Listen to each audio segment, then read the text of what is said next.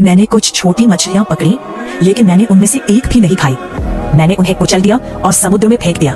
फिर मैंने एक नुकीली लकड़ी पकड़ी और शिकार का धैर्यपूर्वक इंतजार करने लगी। जल्द ही एक छोटा शार्क वहां आ गया, लेकिन मैंने उसे भी नहीं खाया। जब रात हुई तो मैंने उस छोटे शार्क को एक पेड़ से बांध दिया और रेत के गड्ढे में छिप गई, किसी बड़े के आने का इंतजार करते हुए। क्योंकि पिछली रात जब मैं सोने ही वाली थी, मैंने समुद्र के पास कुछ अजीब आवाज सुनी थी, इसलिए मैंने एक फ्लेयर दागा।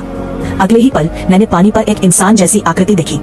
ये पक्का करने के लिए कि वो असली है, मैंने शार्क को चारे के रूप में इस्तेमाल किया, उसे बाहर लाने की कोशिश की। लेकिन जैसे जैसे रात गहरी होती गई, मैं बहुत थक गई और रेत में ही सो गई।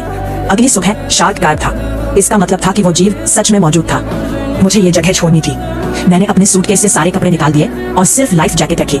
मैं एक साधारण बेड़ा बनाकर इस द्वीप से भागना चाहती थी, लेकिन जब मैं पानी में उतरी तो समझ आया कि वो मेरा वजन नहीं संभाल सकता।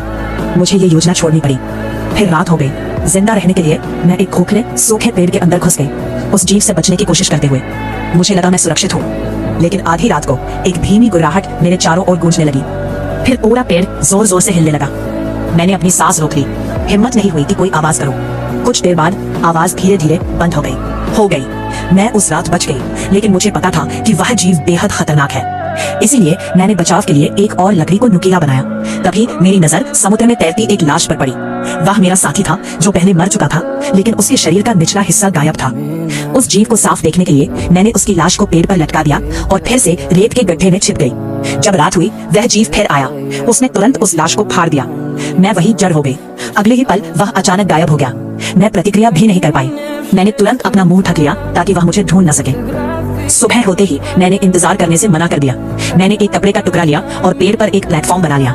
मुझे लगा ऊंचाई पर होना सुरक्षित रहेगा, लेकिन मैं गलत थी। वह जीव आवाज के प्रति बेहद संवेदनशील था। उसकी सूंघने की शक्ति भी बहुत तेज थी। उसने मुझे जल्दी ही ढूंढ लिया और हमला कर दिया। मैं अपनी जान बचाकर भागी, लेकिन वह बहुत तेज था। उसने मुझे पल भर में घेर लिया।